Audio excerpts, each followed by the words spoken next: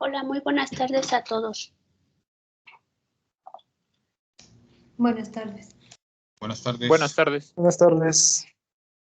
Pues les doy la más cordial bienvenida al seminario de investigación de la División de Estudios de Posgrado. Les comento que esta sesión está siendo grabada, entonces ya tenemos un fórum. En esta ocasión tenemos la presentación del doctor Óscar Armando Gómez Vargas con su tema que nos va a presentar, que se llama Análisis de falla.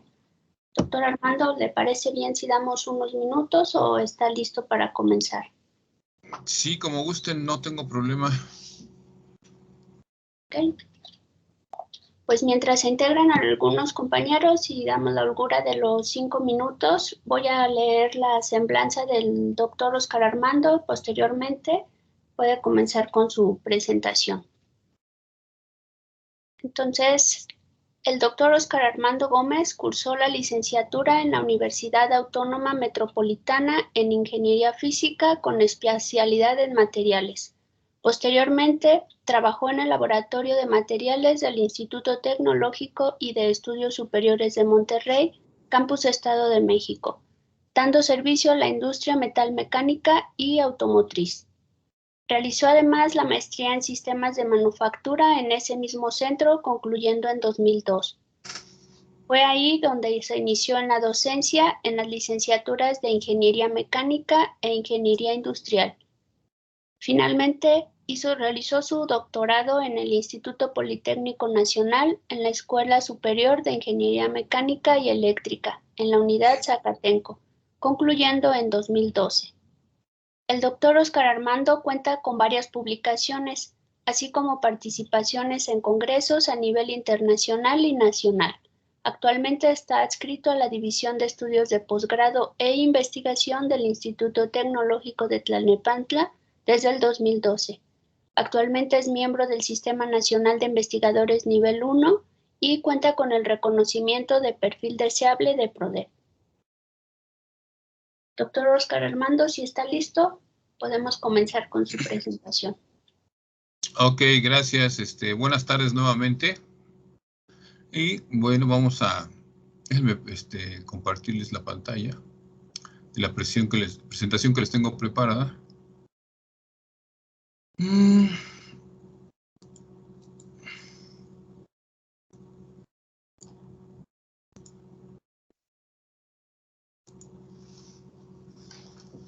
¿Ahí se está viendo ya?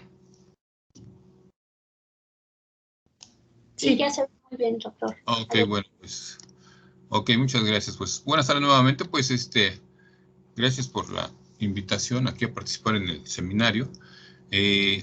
Y les quiero platicar básicamente de la parte de análisis de falla, que yo creo que, aunque son temas complejos, porque en algún momento dado se necesitan saber de muchos temas, pero si seguimos unas ciertas indicaciones o una cierta metodología, yo creo que se puede llegar a encontrar o dar un veredicto para encontrar qué fue lo que sucedió con algún componente o herramental que no cumplió con las expectativas o con su tiempo de vida útil. Entonces, aquí la intención, pues no es dar una receta de cocina, ¿verdad? Sino básicamente dar una orientación para poder cumplir con los objetivos. Y bueno, precisamente aquí lo que menciono, pues es nuestro objetivo en este seminario es describir precisamente esa secuencia de pasos que permitan encontrar la causa o diferentes causas que dieron o ocasionaron que el componente terminara anticipadamente su vida útil. Y es bien importante entonces describir esta metodología para poder comprender el por qué falló un componente. Bueno, permítame nada más leer esta diapositiva. Es la única que voy a leer. No crean que voy a estar leyendo todo el seminario porque se me van a dormir, No se trata de eso, se trata nada más de creo que es importante esta introducción, porque es analizar fallas. Analizar fallas es un proceso crítico para poder determinar las causas de raíz. El proceso puede llegar a ser complejo, definitivamente, y se puede basar a través de varias disciplinas empleando técnicas diferentes y utilizando diferentes métodos de observación, inspección y análisis en los diferentes en diferentes laboratorios. Es importante mantener la mente abierta durante la examinación de la evidencia, de tal manera que se tenga una perspectiva clara e imparcial de los resultados que se vayan obteniendo. La colaboración de expertos en otras disciplinas puede llegar a ser necesario para integrar un análisis de las evidencias, así como la información de los antecedentes sobre el diseño, la fabricación y el historial de servicio del producto o componente que falló. Es por eso que el análisis de causa-raíz, que es básicamente la RCA, que es Root Cause Analysis, es una disciplina comprobada para identificar las raíces físicas de las fallas.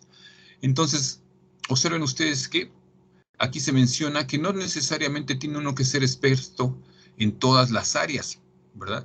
Hay expertos en corrosión, hay expertos en maquinado, hay expertos en rectificado, hay expertos en selección de materiales, hay expertos en diseño mecánico y no necesariamente cada uno de ellos tiene que saber de las otras áreas o ser expertos en las otras áreas, porque son áreas muy grandes, ¿sí? Que conforme uno se va metiendo o adentrando, podemos ver que cada vez va uno aprendiendo más o hay muchas cosas que aprender y van llegando cosas nuevas. Entonces, sí es importante ayudarnos muchas veces con otros expertos de otras disciplinas para poder encontrar la causa de falla, ¿verdad? Y es importante entonces, como también aquí se menciona, que existen diferentes técnicas, ¿sí? Tan importantes como, por ejemplo, la simple observación, ¿verdad? La simple observación de un componente ya con una falla, ¿sí? Podemos encontrar o proponer una hipótesis, como aquí se menciona, una hipótesis para, de alguna manera, encontrar la causa de falla. Muy bien, entonces, ¿qué es a grandes rasgos? ¿Qué es lo que se propone? Bueno, pues una metodología, como repito otra vez, no significa que es la única, ¿verdad? Cada quien o cada experto podrá proponer su propia metodología, de tal manera que lo que importa aquí es llegar al objetivo, que es encontrar la causa de falla, ¿sí? Y entonces, yo aquí estoy mencionando que, bueno, es bien importante encontrar, bueno, por un lado, tener los antecedentes de la falla del componente o del herramental, ¿sí? Para tener cierta información que nos ayude precisamente a esa hipótesis. Con esa hipótesis, bueno, podemos predecir la posible causa de falla, ¿sí? Y es así que a partir de ahí vamos a llevar o proponer cuáles son los estudios necesarios para encontrar esa causa de falla. Tan es así que muchas veces en la observación, la gente que ya tiene experiencia puede decir, inclusive, sin error equivocarme, de que puede decir, este componente falló por esto, por tal motivo. Y bueno, ¿qué es lo que hay que hacer ahora? Pues comprobarlo, ¿verdad? Comprobarlo. Entonces, hay gente que ya tiene esa capacidad, ¿sí? Con base, obviamente, a la experiencia y a la cantidad de análisis que ha realizado en su vida laboral. Y es tan importante que, o tan vasta que pueden, de alguna manera, predecir el porqué de la falla, ¿sí?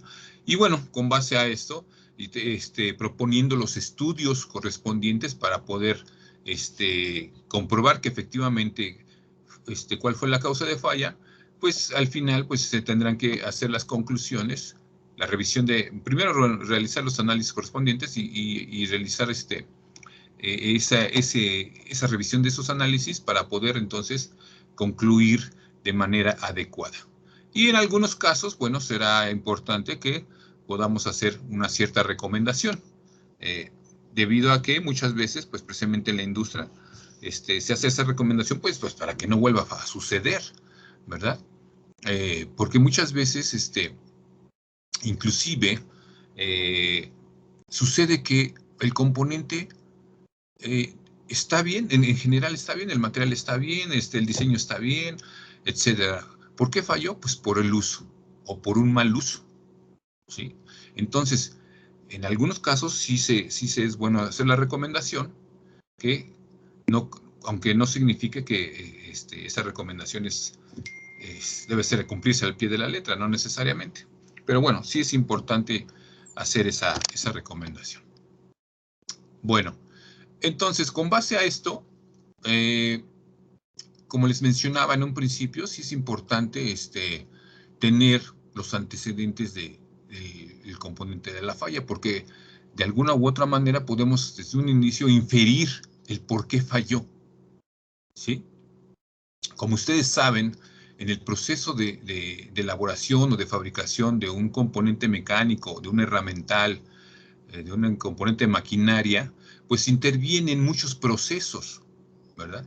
Intervienen muchos procesos y es importante llevar a bien cada uno de los procesos, ¿sí? Si yo quiero poner en el mercado un componente o una refacción automotriz o aeroespacial, etcétera, pues ¿desde dónde parto? Pues primero desde la lluvia de ideas, ¿verdad? Desde la lluvia de ideas, ¿para qué? Pues para tener mi diseño de la pieza, ¿sí? Mi diseño de la pieza.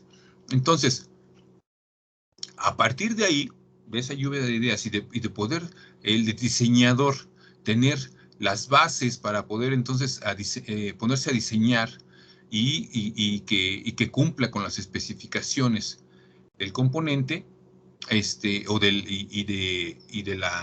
lo que va a realizar ese componente, es como debe de empezar a hacer las consideraciones necesarias el diseñador, ¿sí? Ese diseñador o el diseñador debe de tener bien en claro cómo va a trabajar la pieza, en qué ambientes va a trabajar, ¿sí? Qué tipo de procesos posteriores o durante todo el proceso de fabricación, cuáles son los pasos que se va a llevarse a cabo para poder entregar un producto final, ¿sí? Entonces, todo eso lo debe de considerar porque si no, entonces vamos a tener diferentes problemas durante el proceso de fabricación y muchas veces sucede que todavía no se pone o se coloca la pieza en el lugar donde va a ir o se va a utilizar y ya falla durante el proceso. Tan es así que, vean ustedes, por ejemplo, aquí voy a darle, déjenme darle aquí, ahí está. Por ejemplo, vean este caso, ¿sí? Tenemos aquí unos componentes, donde hubo una falla precisamente obviamente en el diseño, pero porque no se consideraron los cambios de sección. Es decir, aquí hay cambios de sección muy bruscos, ¿sí? O muy significativos, que cuando realizamos, por ejemplo, el tratamiento térmico, ¿sí? No se dieron cuenta o el diseñador no previó que iba a haber una diferencia de temperaturas a la hora tanto de elevar la temperatura del material como a la hora del enfriamiento. Las velocidades de enfriamiento van a ser diferentes y eso va a provocar una alta concentración de esfuerzos, ¿verdad? Por esas diferencias de temperatura, esos cambios bruscos. Entonces, puede llegar a suceder que esos esfuerzos residuales que son tan grandes vencen la resistencia mecánica del material y aquí lo podemos observar. En la imagen de la izquierda observen ustedes cómo tengo una sección o un volumen muy grande y luego tienen aquí un vástago en la parte superior que se fracturó, ¿verdad? Entonces, si yo voy a templar ese material para darle dureza, pues es muy evidente que cuando yo sumerja en un aceite o en agua o enfriarlo al aire, la velocidad de enfriamiento va a ser muy distinta, ¿verdad? ¿Qué se va a enfriar primero? Pues la parte pequeña, ¿sí? Y entonces, al tener una diferencia de enfriamientos, en esta área o en esta zona voy a tener una alta concentración de esfuerzos, que en la figura de la derecha se ve más evidente. No sé si se alcanza a observar aquí. Voy a poner mi cursor, voy a poner mi láser. Aquí está. Aquí en esta sección, vean ustedes cómo se agrietó, ¿verdad? Aquí.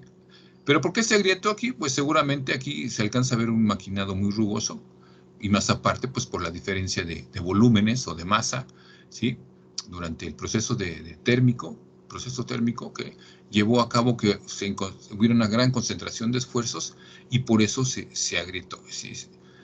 Entonces, esta pieza, pues ni siquiera salió a producción, o ni siquiera salió al mercado, o ni siquiera se colocó en el componente donde debe de ir, ¿verdad? Y pues tuvo su falla previa. Entonces, son las consideraciones que debe tener un diseñador, ¿sí? Voy a tener que quitar esto porque...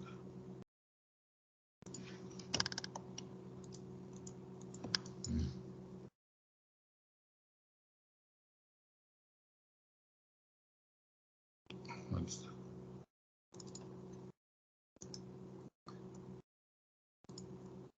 Bueno, entonces... Y entonces, como les comentaba, bueno, pues sí es bien importante que el diseñador deba conocer dónde va, cómo va a trabajar, cómo se va a fabricar, cómo va a hacer que adquiera dureza el herramental o el componente, ¿sí?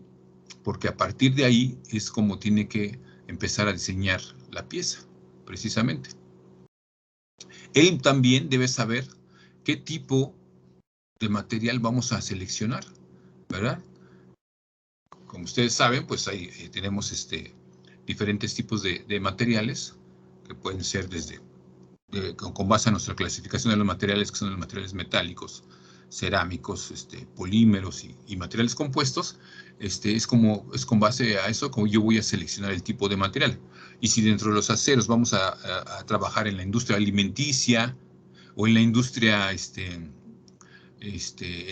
médica, ¿verdad? Es decir, que pues, podemos tener algunos herramientales de grado quirúrgico, ¿verdad? Tengo que saber qué tipo de material voy a utilizar. De entrada debe ser un acero inoxidable con alta pureza para que no contamine, ¿verdad?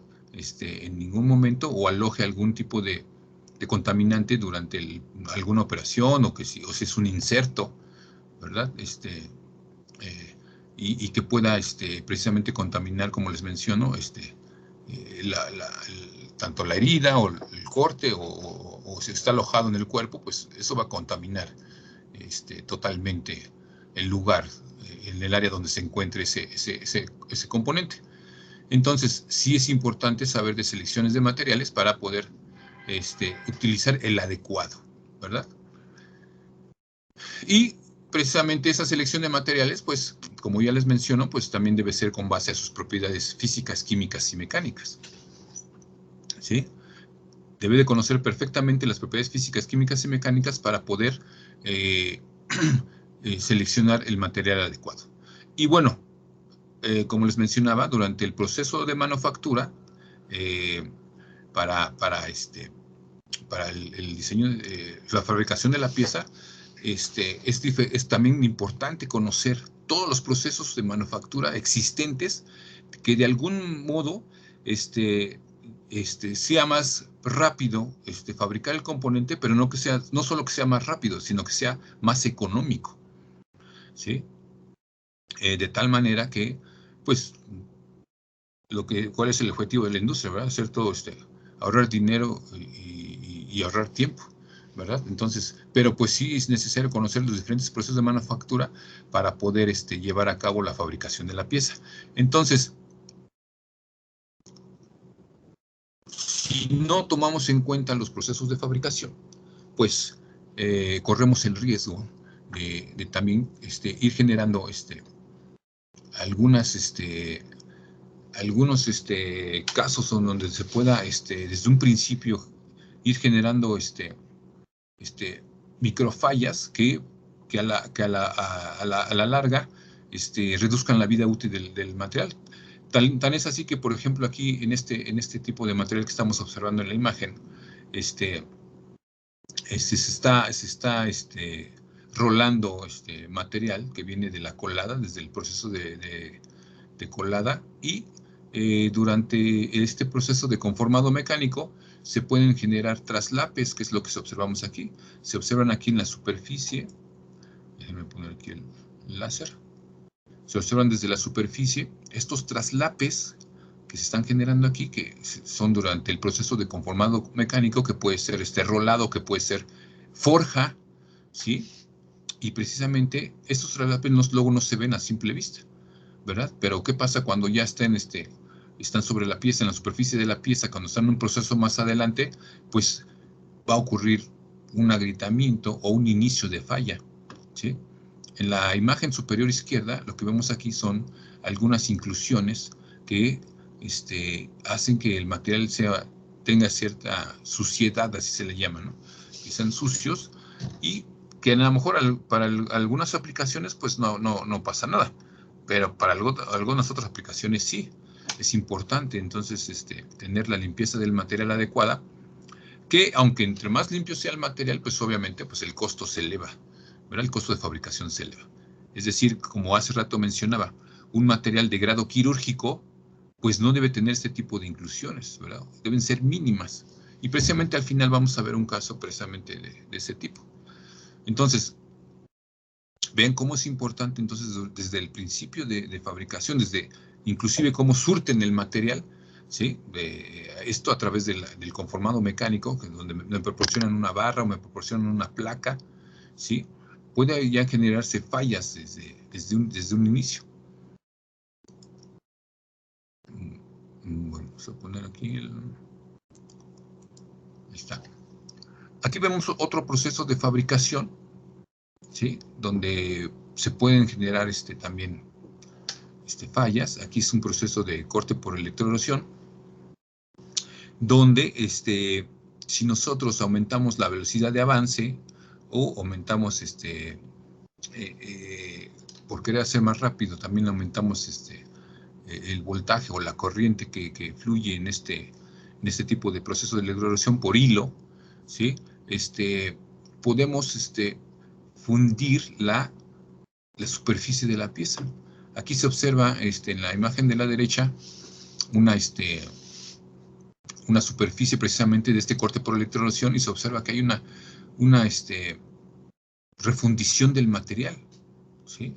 Una refundición del material. Si ustedes observan, no es una superficie lisa, o sea, la rugosidad que se está generando por este proceso de electroerosión es muy elevada, ¿sí? Aquí puede haber entonces cualquier inicio de grieta, que si este componente va a trabajar aquí, por lo que se ve, va a trabajar en extrusión, es un perfil, ¿sí? Que aquí se pueden poner extruir aluminio, por ejemplo, ¿no? O extruir algún tipo de polímero. Entonces el desgaste que va a haber aquí es muy alto, y más aparte, si tenemos aquí pequeñas grietas como la que se observan aquí, pues por el proceso de electroerosión, ¿verdad? Entonces el tiempo de vida útil de este componente pues se va a ver disminuida. Entonces, vean ustedes cómo es bien importante entonces llevar a cabo bien los procesos. Esto se los comento porque en la industria me tocaron muchos casos en que por querer hacer rápido las cosas, ¿verdad? Porque les cuesta la luz, les cuesta el gas, les cuesta todo, ¿no? Y quieren minimizar costos, o muchas veces porque el proceso lo está haciendo el técnico, y no porque el técnico sea malo, sino porque el técnico aprendió nada más así de porque le enseñó otro compañero. Tuvimos muchos casos así. Es que yo no aprendí, yo soy técnico, pero no soy técnico así, no, porque me dice mi jefe, pero nunca fui a la escuela, o nunca fui a una escuela técnica a aprender perfectamente el proceso. Aprendieron ahí in situ, ¿verdad? Entonces, hay muchos casos así, y bueno, aquí en México más, ¿verdad?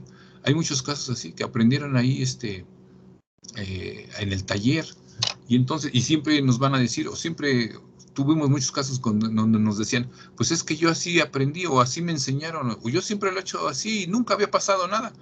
No, pues han tenido mucha suerte, ¿verdad? Pero pues obviamente siempre va a haber una primera vez. Entonces, ese es el problema, que muchas veces las condiciones pueden llegar a ser diferentes. Y esto puede entonces repercutir, ¿verdad? En la vida útil del material.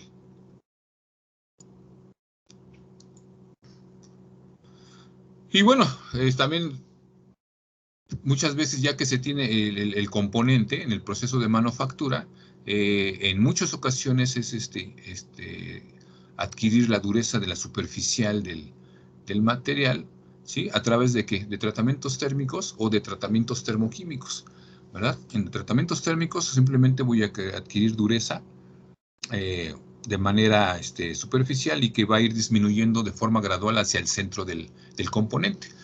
O en un proceso termoquímico, muchas veces, o la mayoría de las veces, voy a adquirir o voy a formar capas, ¿verdad? Capas en la superficie, de tal manera que me aumenten la resistencia al desgaste, ¿verdad? No necesariamente en un proceso termoquímico voy a adquirir una zona de difusión, sino que simplemente voy a adquirir nada más una capa, de tal manera que suficiente y que no modifique las dimensiones del componente, ¿verdad? Para que pueda trabajar y pueda resistir o tenga la suficiente resistencia al desgaste, ¿sí? Y en muchos casos se necesita o se requiere de un acabado final. Un acabado final que puede ser, por ejemplo, un proceso de rectificado. ¿Sí? Un proceso de rectificado. Un proceso de rectificado donde llevamos ya o disminuimos la rugosidad de la superficie del material, ya del componente. Es también muy importante tomarlo en cuenta. Ya que se tiene toda la pieza, ¿verdad? Ya que se tiene todo el componente, ya que se tuvo un diseño, ya que se tuvo la selección del material adecuado, ya que se llevó a cabo muy bien el proceso de fabricación, o sea, el proceso de manufactura, ya que inclusive se tiene bien los tratamientos térmicos, o si se da un proceso termoquímico de carburado, borurado, nitrurado, carbonitrurado, etcétera, ¿sí? En muchos casos se requiere ese acabado final que les menciono, rectificado, y ahí es donde llega a fallar la pieza. Entonces, imagínense todo ese proceso que se llevó ya, y con días de fabricación, en días de tener trabajando esa pieza para llevarlo a su puesta final, ¿sí? Y que pueda fallar entonces durante el proceso de rectificado, por ejemplo, ¿sí? Imagínense, es dinero y es tiempo perdido, ¿sí? Pero sucede en muchos casos. Vean aquí este caso que tenemos donde, voy a poner aquí el láser. Aquí tenemos una cuchilla para cortar cartón corrugado, ¿sí? Esta cuchilla tiene una longitud de 3 metros, ¿sí? De 3 metros. Nos llegó y ya tenía un pandeamiento visible, ¿verdad? Esta cuchilla se colocaba en una prensa de 500 toneladas, y entonces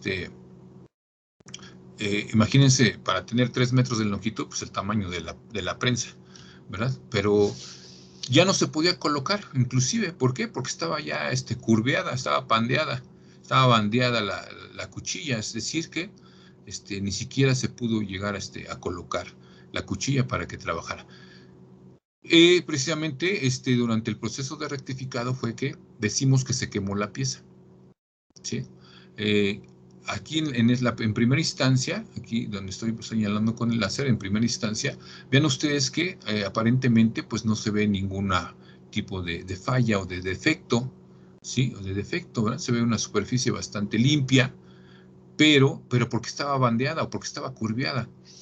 Entonces, se hizo una inspección ahí de líquidos penetrantes, se le llama, de líquidos penetrantes, y entonces sucedió que se aparecieron todo este tipo de grietas, ¿sí? Entonces, ¿qué fue lo que sucedió? Pues que se realizó después, realizamos después un corte para realizar la metalografía, y entonces se observó que, observen ustedes, es un corte transversal de la muestra.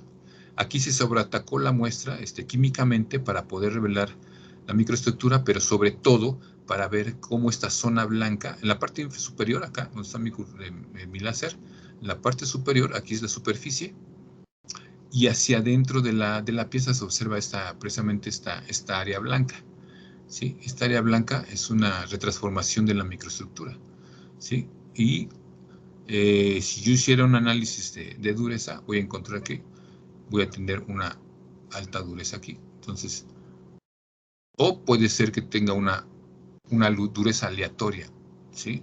Es decir, que se haya descarburado el material. Ahorita lo vamos a ver con más detalle acá adelante. Pero vean entonces cómo sí efectivamente hay una retransformación de la microestructura. Aquí se ve que se quemó la pieza, es lo que decimos nosotros, que se quemó la pieza. ¿Por qué? Por el proceso de rectificado. ¿Qué pudo haber sucedido? Bueno, pues que por un lado, durante el proceso de rectificado se dio una velocidad muy alta y así como una profundidad de desbaste también considerable, que fue lo que precisamente que quemara la pieza. Entonces, por eso fue que se pandeó, porque al tener diferencias de temperaturas en la superficie con el resto del material, pues hizo que se generara alta concentración de esfuerzos y entonces precisamente provocó ese bandeamiento en este caso de la cuchilla, ¿sí? De la cuchilla. Y entonces, provocó este bandeamiento y entonces voy a tener una microestructura de forma aleatoria aquí, ¿sí? Entonces voy a observar que esta microestructura la voy a encontrar diferente en todas partes, ¿sí? La voy a encontrar diferentes en todas partes. Entonces, bueno, aquí fue un corte así al azar, obviamente donde hubiera mayor zona de grietas, ¿verdad? Y que, bueno, aquí no se ve porque la magnificación es muy elevada, pero es casi 1x, 2x, para poder ver todas las grietas, pero ya a un poquito mayor de magnificación se ven cómo son las grietas paralelas entre sí, y entonces inclusive pues se va viendo cómo, hacia dónde fue el proceso, la dirección del proceso de rectificado. Entonces son esos pequeños detalles que debemos de tener en cuenta para ver y comprobar el por qué falló, ¿sí? Pero si ustedes observan la cuchilla a primera instancia, pues se ve muy limpia, ¿sí? Se ve muy limpia, entonces si no se tiene la experiencia adecuada, entonces pues no sabemos. Aquí por la experiencia, pues ya desde entrada podemos decir, pues falló por esto, falló por este rectificado, pero hay que comprobarlo, ¿verdad? Aquí entonces se comprobó efectivamente que sí hay una retransformación de la microestructura en la zona superficial. Bueno.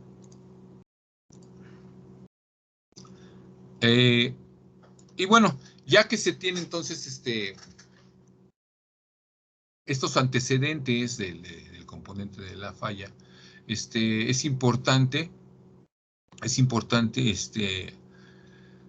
cómo sustraer las diferentes tipos de secciones o de muestras para poder hacer los diferentes tipos de análisis que se sugirieron durante la hipótesis, ¿verdad? Es decir, pues posiblemente falló por este tratamiento, posiblemente falló por este proceso de rectificado, posiblemente falló porque el material no es el adecuado, posiblemente la calidad del material no es la adecuada. Entonces, yo tengo que comprobar todas y cada una de ellas. Por lo tanto, puedo entonces sustraer todas las muestras necesarias para cumplir con cada uno de los análisis propuestos, ¿verdad?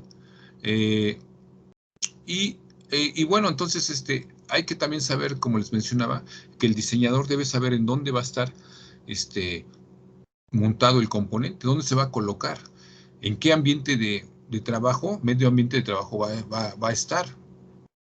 No es lo mismo trabajar aquí a la altura de la Ciudad de México que trabaje allá a nivel del mar, en Guerrero, ¿verdad? O en Veracruz, ¿sí? Los ambientes son diferentes, ¿sí? Y entonces sí hay que tener el material adecuado para poder trabajar.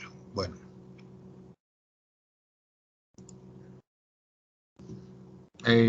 Bueno, aquí ya es parte de lo que habíamos mencionado. Nada más aquí podríamos ver que si falló el componente en en una empresa, si nos pueden proporcionar precisamente esa bitácora de mantenimientos que se les da a la maquinaria, al equipo o al componente, es importante ver si efectivamente se le están dando los mantenimientos adecuados. Esto lo podemos ver inclusive nosotros, por ejemplo, en nuestro automóvil, ¿verdad? ¿Qué es lo que nos dicen si compramos un auto nuevo? Nos dicen, pues tú cada cierto tiempo tienes, o cada cierto kilometraje debes de traer tu auto a revisión, a dar el mantenimiento con nosotros, predictivo, preventivo y correctivo, de tal manera que aumentemos la vida útil de tu automóvil. Es lo mismo aquí en cualquier tipo de componente o equipo, ¿verdad? De trabajo, ¿sí?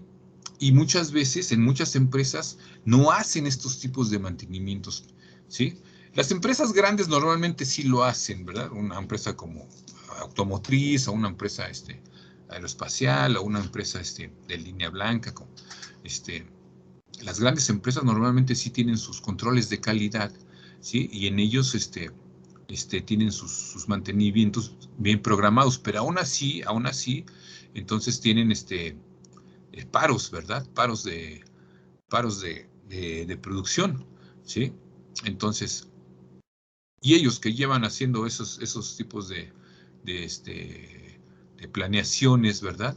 Para los mantenimientos tienen esos paros. Imagínense las empresas, las medianas empresas o los pequeños talleres que nunca hacen este tipo de mantenimiento, ¿verdad?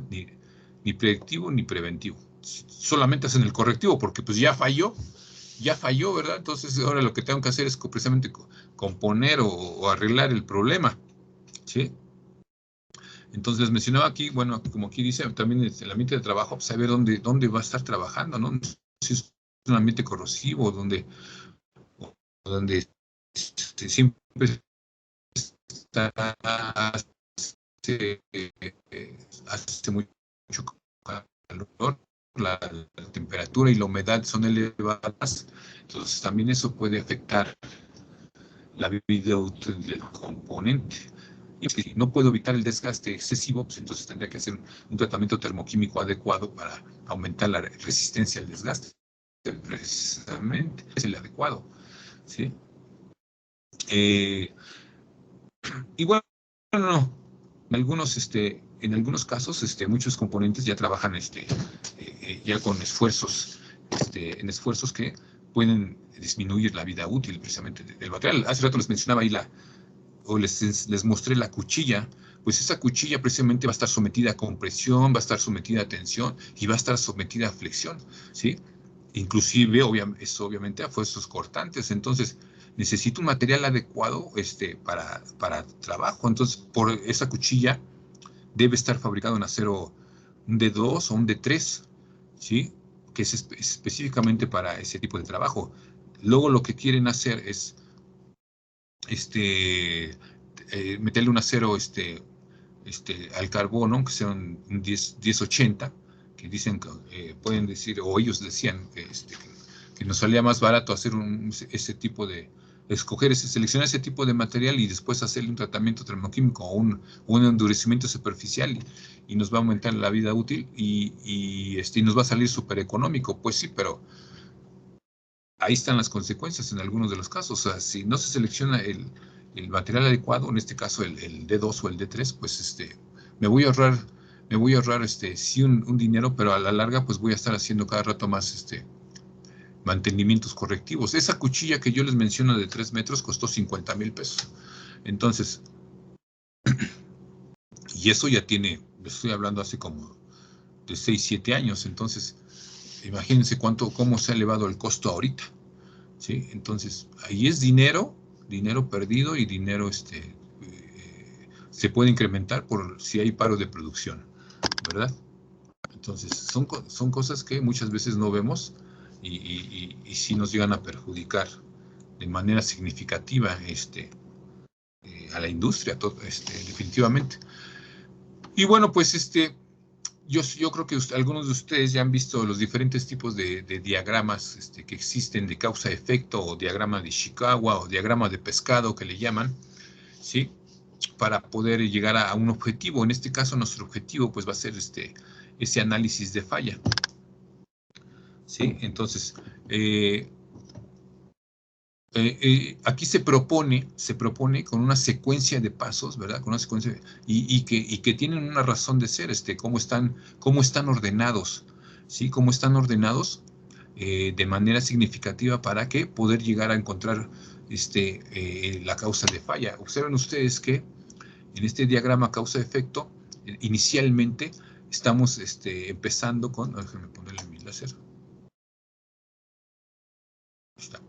Aquí voy a iniciar, cuando yo tengo ya el componente que llega ahí al laboratorio, en este caso, que llega al laboratorio y me traen el componente, debo de tener, realizar inmediatamente una inspección visual, ¿verdad? Es el primer paso, una inspección visual para ver en primera instancia cómo llega la pieza, ¿sí? Si la puedo limpiar, si es que está muy sucia, ¿sí?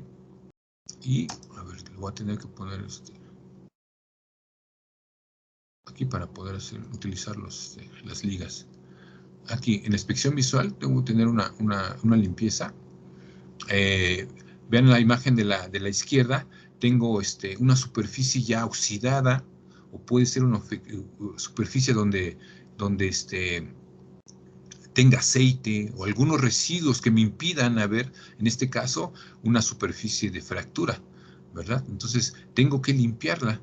Se le toman las imágenes necesarias y después se hace una limpieza adecuada, que puede ser con solventes, inclusive con algunos reactivos químicos, de tal manera que ya después vean la imagen de la derecha cómo queda la superficie, y entonces me pueda brindar una mayor información, porque pues es evidente que aquí en la imagen de la izquierda pues no voy a observar gran cosa, ¿verdad?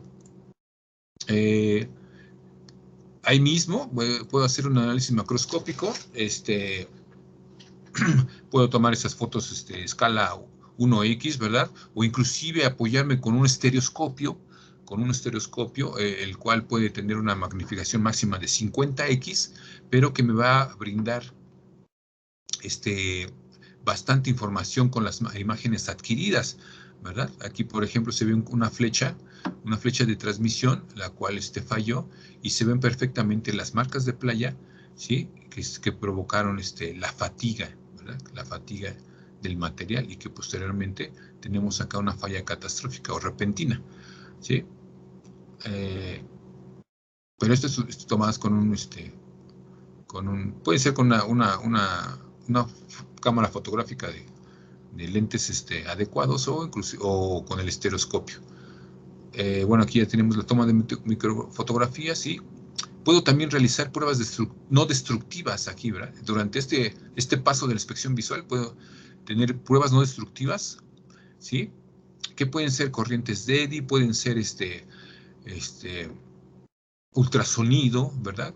Ultrasonido, o lo que más se utiliza son líquidos penetrantes, ¿verdad? Y los líquidos penetrantes en aquellos componentes donde no se ve las grietas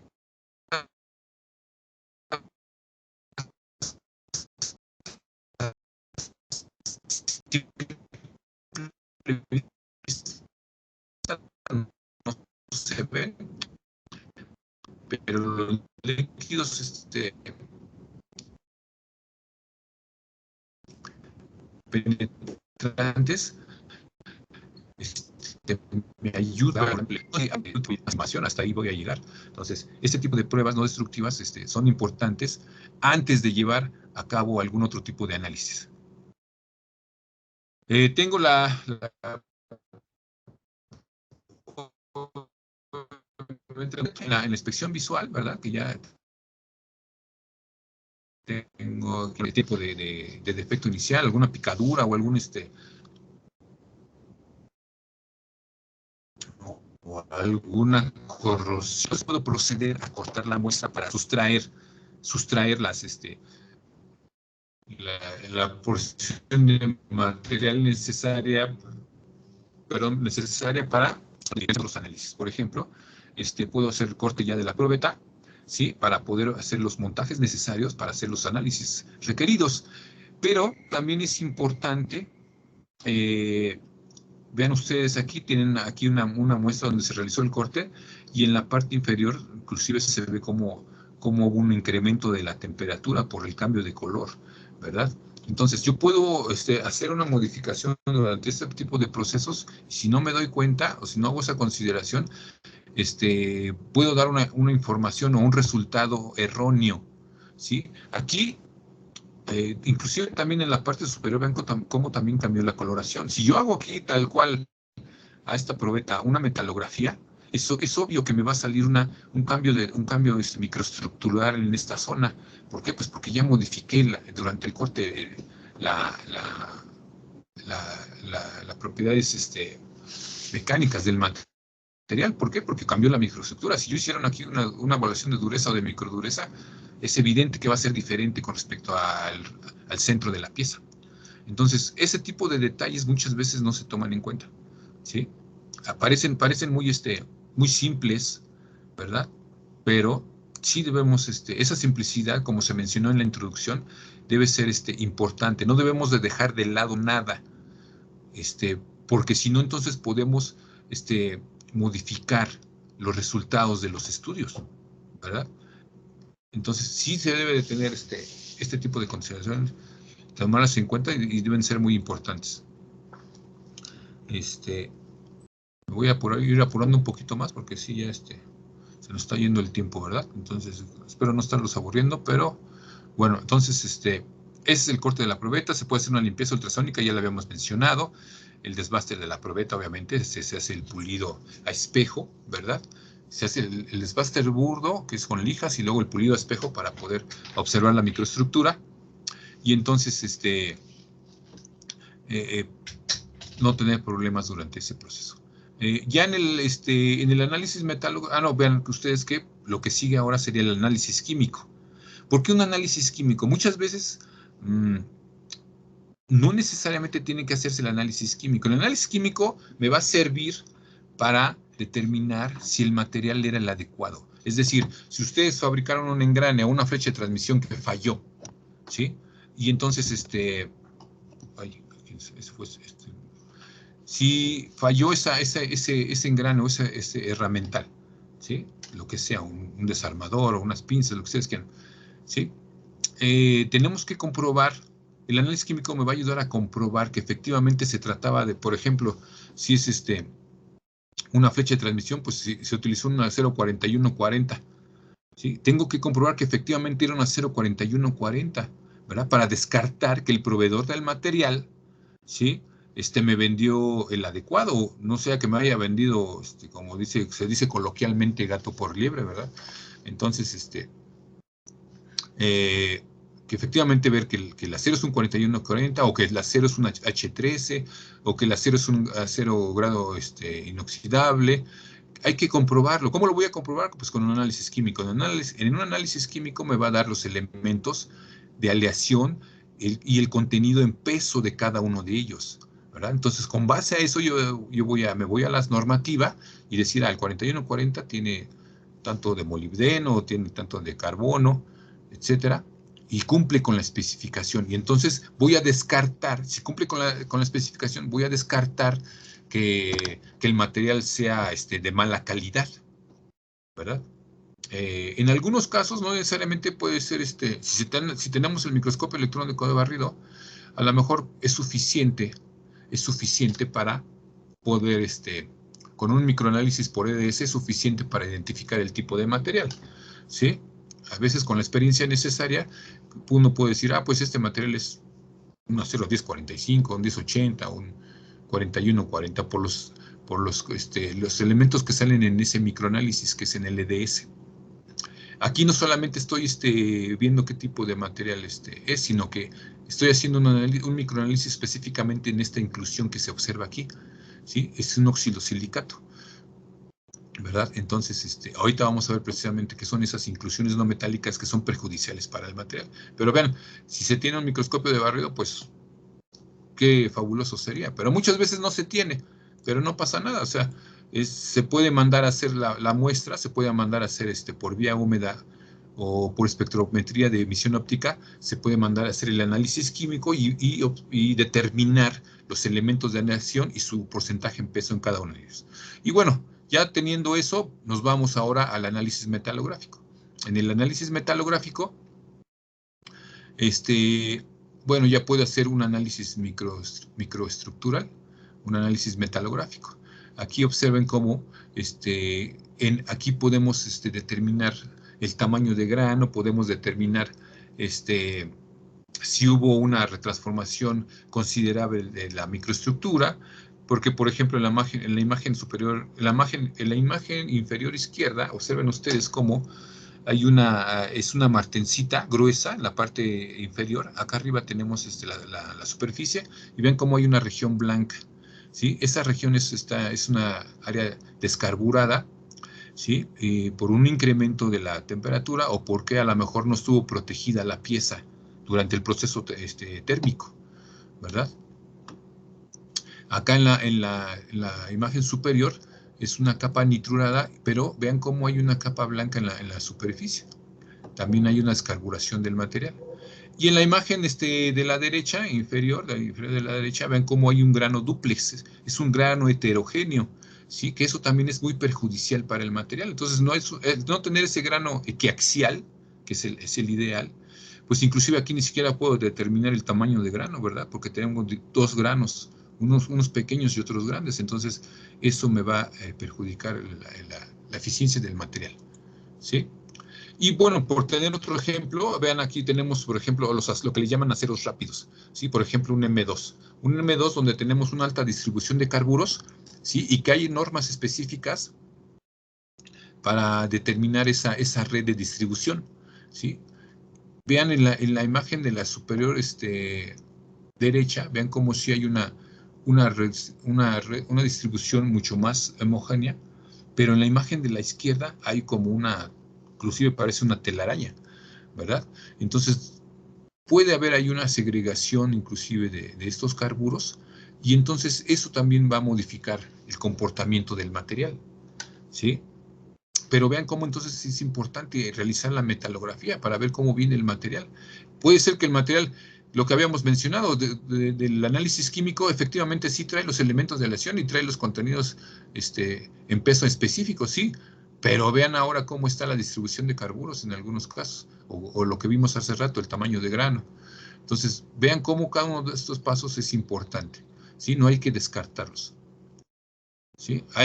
A menos, como les mencioné hace un momento, que con base a la experiencia o por la evidencia a simple vista puede uno determinar la falla. Sí se puede dar en algunos casos, pero bueno, lo importante, si ya voy a hacer un reporte, tengo que comprobar todo esto para ir descartando que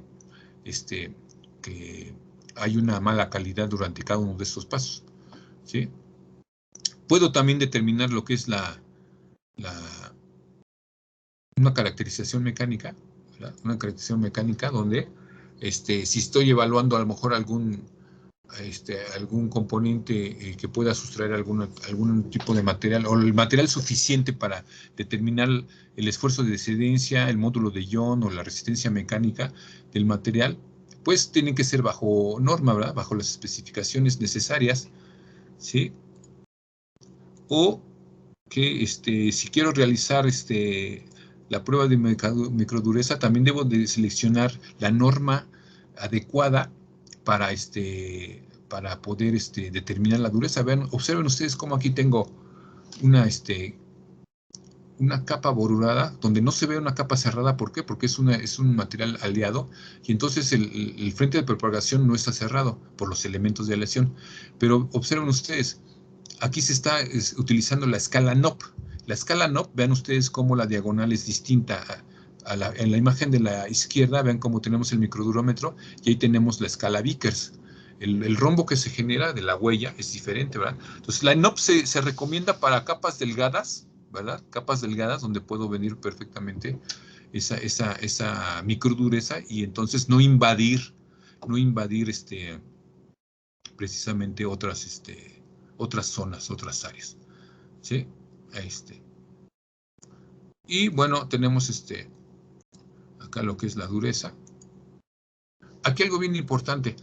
Aquí nada más estoy poniendo, yo creo que muchos de nosotros ya hemos hecho evaluación de dureza, pero es bien importante dar un reporte adecuado. ¿Por qué les hago este comentario? Porque a mí una vez me llegó un reporte de que habían realizado otra empresa donde hicieron el reporte, pero como hay mucho dinero en juego muchas veces, ¿verdad? Porque se para la producción, el componente, pues dicen, ¿quién lo va a pagar esto? Esa cuchilla, por ejemplo, costó 50,000. A lo mejor ahorita ya cuesta 70,000, porque les dije que eran 6, 7 años atrás. A lo mejor ahorita ya cuesta 70,000, y ahora con la guerra de Ucrania y Rusia, pues va a subir más, ¿verdad? Entonces, ¿quién va a pagar eso? Entonces, muchas veces hasta se hacen inclusive 2 o 3 análisis de falla, inclusive con empresas diferentes o con instituciones distintas, ¿verdad? Para llegar a el veredicto adecuado. Pero ¿quién va a pagar eso? No es una sola persona o no es una sola empresa la que vende el engrane o la que vende el herramental, las pinzas o el que vende la flecha de transmisión. Intervienen muchas empresas. Está el que vende el material. Está el que hace el proceso de maquinado. El de maquinado puede ser también el rectificado. Está el que hace el diseñador. Está el que hace el tratamiento térmico o los tratamientos termoquímicos. Entonces, vean, ahí nada más estamos mencionando ya 5 empresas, ¿sí? Y entonces, pues obviamente cada empresa va a decir, no, pues yo no es mi culpa.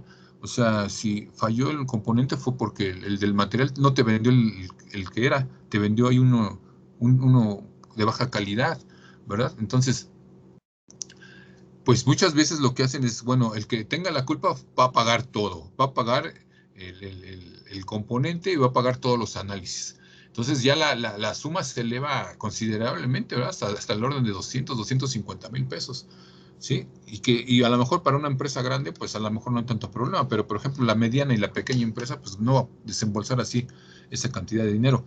¿Y qué era lo que yo les mencionaba? Bueno, pues me llegó un reporte precisamente donde hacían que nos reportaban la dureza en 105 HRB. ¿Sí? 105 HRB. Entonces, si ustedes observan aquí la escala de dureza Rockwell, ¿sí? La norma ACTM, me indica que nada más debe reportarse hasta el número 100. Inclusive hasta el 99 es el máximo. Pero bueno, aquí si ustedes observan, ya vienen entre paréntesis estos otros valores, ¿sí? Pero solamente son una referencia. ¿Por qué? Porque si me dio 105, como aquí lo marca en la escala HRB, voy a poner aquí mi láser. Si yo tengo aquí la escala HRB que estoy utilizando, ¿sí? Que es se utilizan 100 kilogramos de carga en una bola de acero de un 16avo de diámetro, ¿sí? Y me da 105, ¿sí? No puedo reportar esos 105, como así lo hizo esa empresa, ¿sí? Tengo que brincar, esto es una referencia, entonces tengo que brincarme a la escala HRA o inclusive a la escala HRC, que es lo correcto, ¿sí? Aquí tendrían que haber brincado a la escala HRC, ¿sí? Y reportar 30 HRC, ¿sí? 30 HRC. Entonces, ¿por qué hago esta mención? Bueno, pues aquí ya entonces ya no me da buena espina o no me da, no me es para mí, al menos para mí no me es confiable ese reporte, porque si este tipo de detalles no los están considerando, pues otros que son más complejos, pues pueden ser que no los tomen en cuenta o que se les haya pasado. No quiero decir que está mal el reporte, a lo mejor totalmente, pero si no hacen este tipo de consideraciones, entonces inclusive no han leído la norma, ¿sí? Entonces eso es bien importante, este tipo de detallitos, ¿verdad? Bueno, entonces ese es en el caso de dureza. Vean, ya vamos a terminar y no se me duerman. Y bueno, por último, aquí tenemos algunos análisis por MED, microscopía electrónica de barrido, en el caso de los que tengan ese tipo de herramientas o de equipos que son súper indispensables y que son una maravilla realmente, y que me van a ayudar, por ejemplo, a estudiar en este caso, vean ustedes el tipo de fracturas que se generan durante la falla. Sí, aquí estamos observando una fractura, perdón, transgranular, que es del tipo frágil.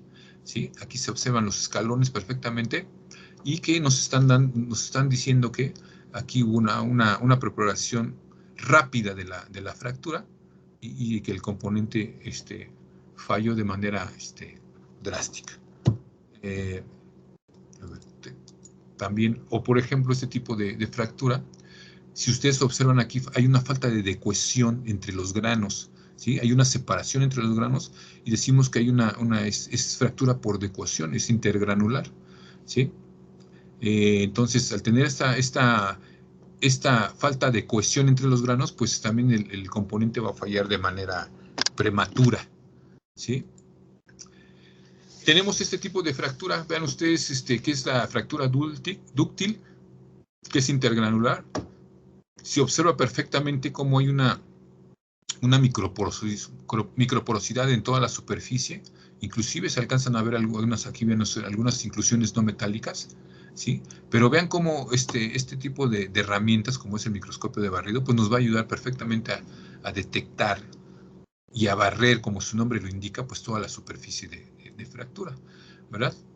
Y tenemos también el caso de fractura por fatiga, donde se ven perfectamente las estrías que se generan durante cada uno de los ciclos, porque continúa trabajando el herramental, o sea, no falla de manera drástica, sino que sigue trabajando el herramental. En este caso, ven que es una flecha de transmisión con un engranaje ahí adaptado y que falló prematuramente, pero no falla de manera drástica, sino que poco a poco va aumentando la grieta y cada una de las estrías es un ciclo, ¿sí?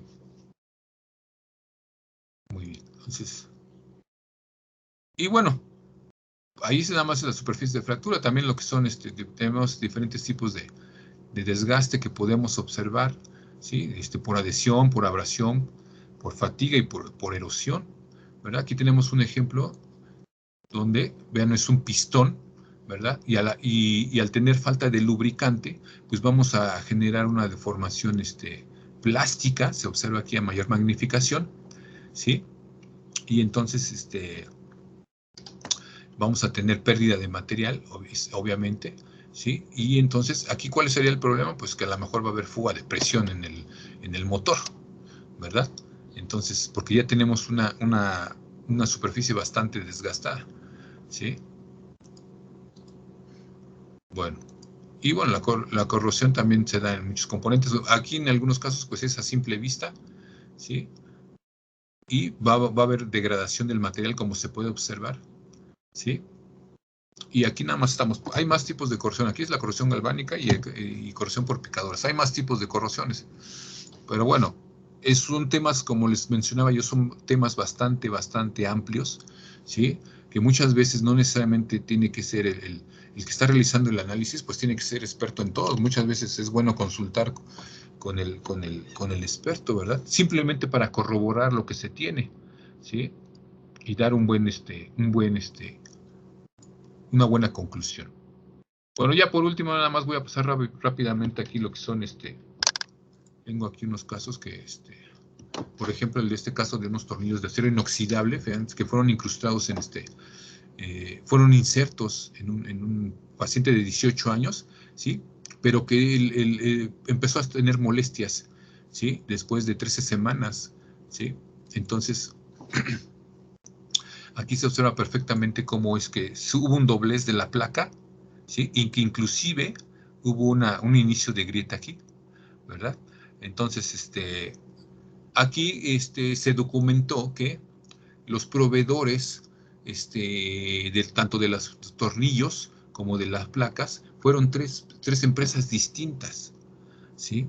3 empresas distintas, y el detalle fue que pues en una de ellas se encontró, se hizo un análisis metalográfico y ahí en la imagen A se puede observar que hay una gran cantidad de nivel de inclusiones, ¿sí? Inclusiones no metálicas que que son durante, o que se pueden generar durante el proceso de fabricación, el proceso de colada.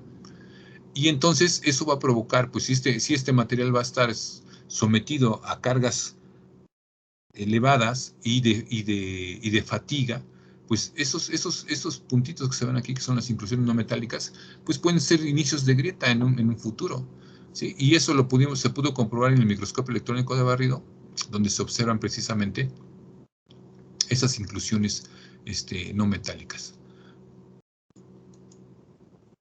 También aquí se tiene un herramental donde falló por sobrecarga, ¿sí?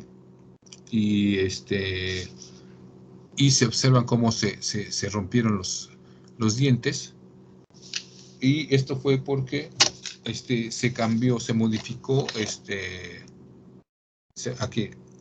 Este es un sinfín, ¿sí? Y se había desgastado 16 milímetros, siendo que su espesor original era de 32 milímetros. Entonces, el desgaste que hubo fue considerable, ¿verdad? Casi el 50%, ¿sí? Pero entonces habían cambiado una de las poleas con un diferente diámetro para proporcionar la velocidad adecuada, la cual giraba a 975 revoluciones por minuto. Pero el máximo de capacidad de todo el equipo es de 200 RPM. Entonces, imagínense ustedes, aquí fue una negligencia del operador, ¿verdad? Por querer, es lo que yo les mencionaba, que muchas veces, pues el equipo está bien, el material está bien, pero si ya el usuario quiere hacer modificaciones o no hace el mantenimiento adecuado, pues modifican precisamente la vida útil del componente. Y bueno, de acá es porque hubo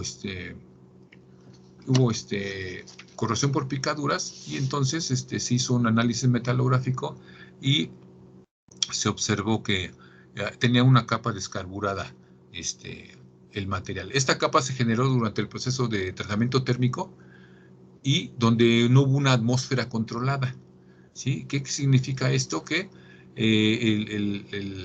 muchas veces se requieren hornos de atmósfera controlada, pues precisamente para inhibir el oxígeno, ¿sí? Porque si no, entonces se va a formar ahí el CO2, y entonces el oxígeno pues se va a tomar del medio ambiente, pero el carbono, ¿de dónde lo vamos a tomar? Del material.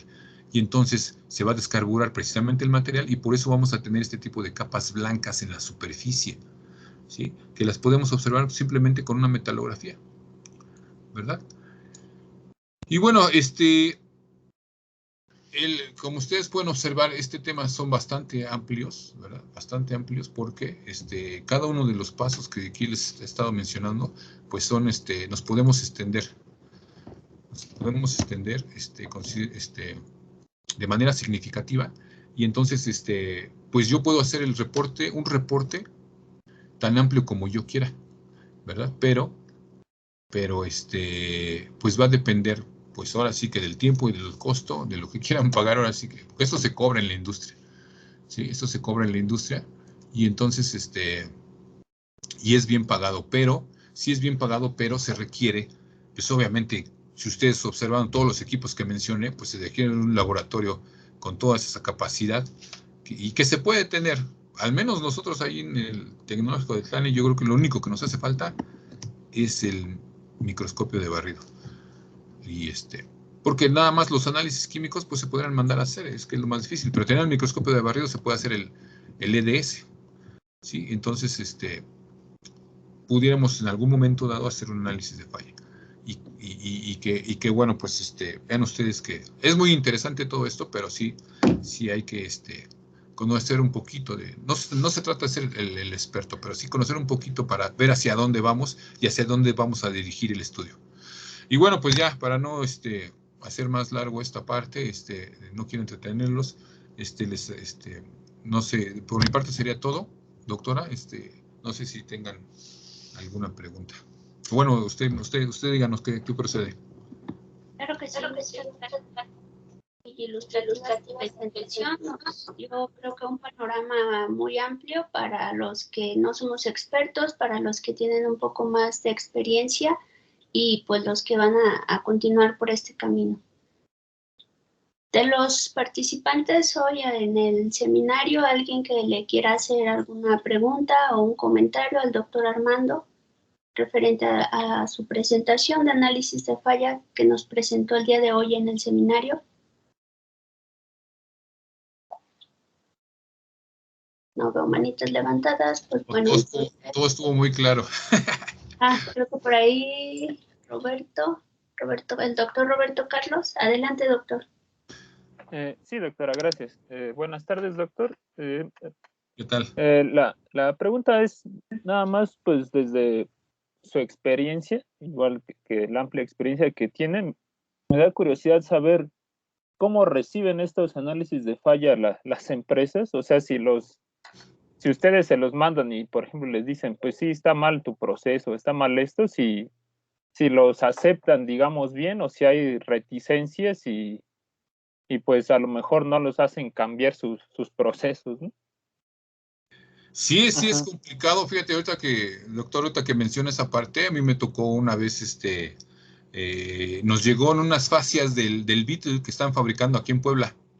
Y llegaban esas fascias con unos pequeños defectitos que no, muchas veces se vean, solamente ya viéndolos así de cerca se notaban. Entonces hicimos ahí unos cortes con disco de diamantes, y se hizo la metalografía, se hizo un EDS con microscopio electrónico de barrido y se encontró que sí, efectivamente eran inclusiones ahí que eran ajenas al proceso de pintura de esas fascias, y que inclusive entonces nos mandaron llamar de Volkswagen para ir allí al área de pintura.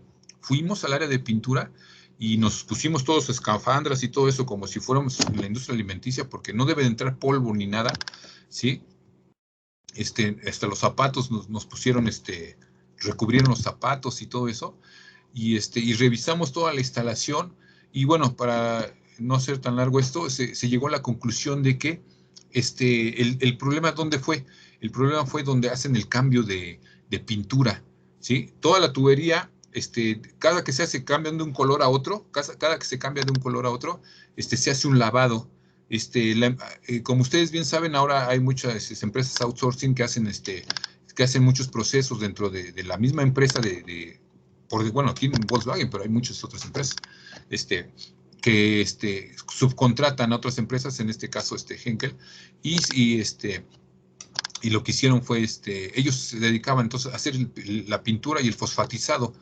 Entonces, en cada cambio, tienen que lavar la tubería y entonces, le meten un detergente que le llamaban ellos el Puma. Entonces, ¿qué fue lo que pasó? Pues quedaron residuos del Puma, ¿verdad? Porque después no lavaron otra vez con agua esos residuos, y entonces empezaron a caer pequeñas partículas ahí en las fascias, y bueno, pues obviamente pararon luego la producción, ¿verdad?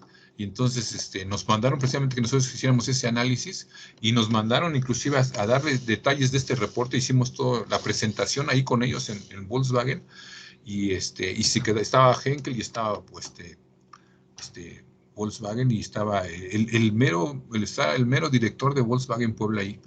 Y entonces,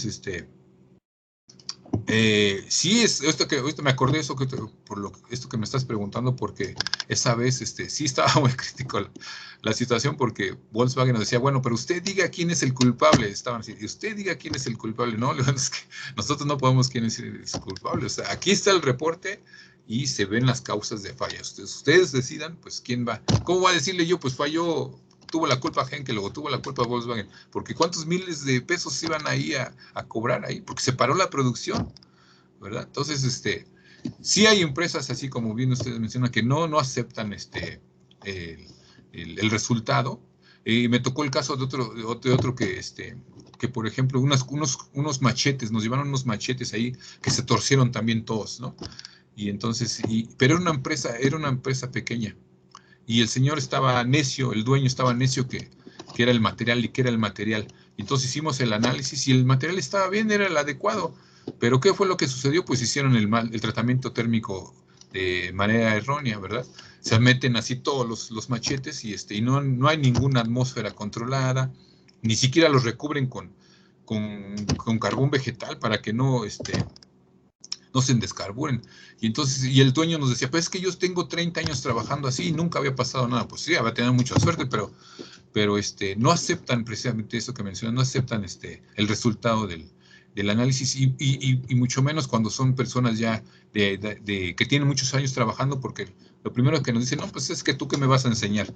No, pues es que ahí está la evidencia precisamente, con resultados yo te estoy diciendo dónde falló, ¿verdad? Y puedes llevar al otro lado, que fue lo que en algunos casos, como yo les mencionaba, pues nos llegan otros ya análisis de falla hechos porque quieren hacer otro estudio con otras personas, ¿verdad?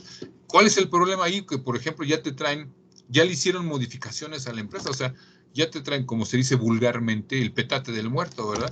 No me traen la pieza original que falló, ya la modificaron, entonces es difícil ya hacer un análisis así.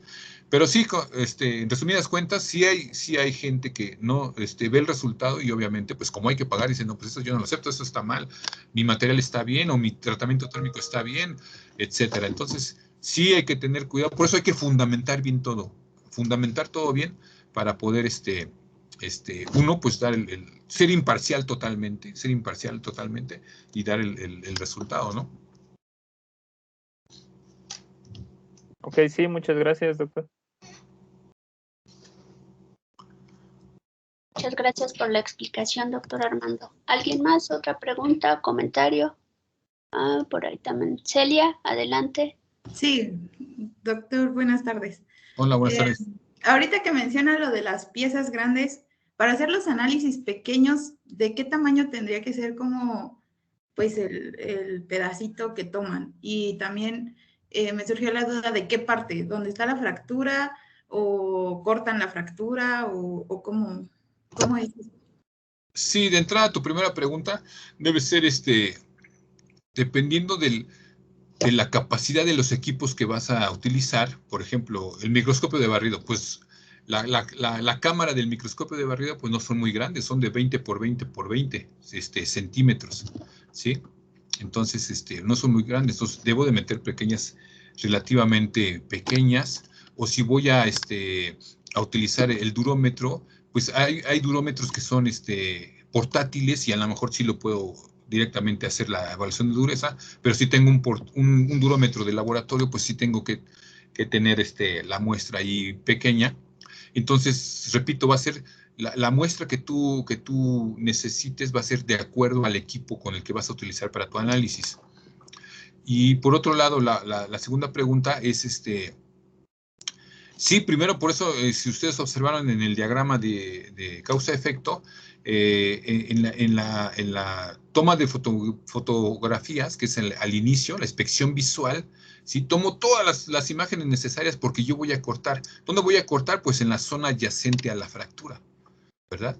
O a la falla, en este caso. O a lo mejor no necesariamente tiene que ser fractura, puede ser ahí principios de corrosión. Entonces, ahí en esa zona adyacente tengo que hacer el análisis, ¿verdad?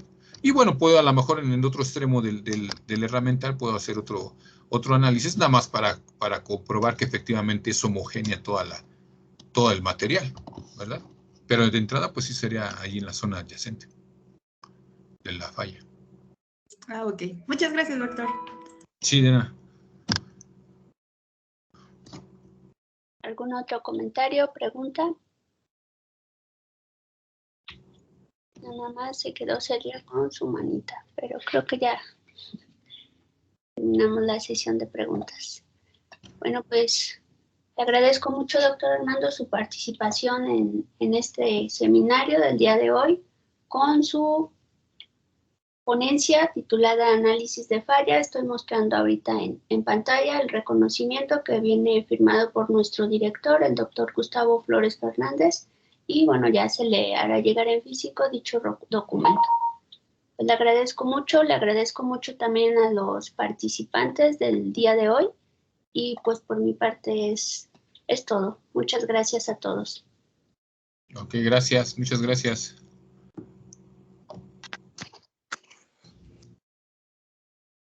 Gracias, Doc.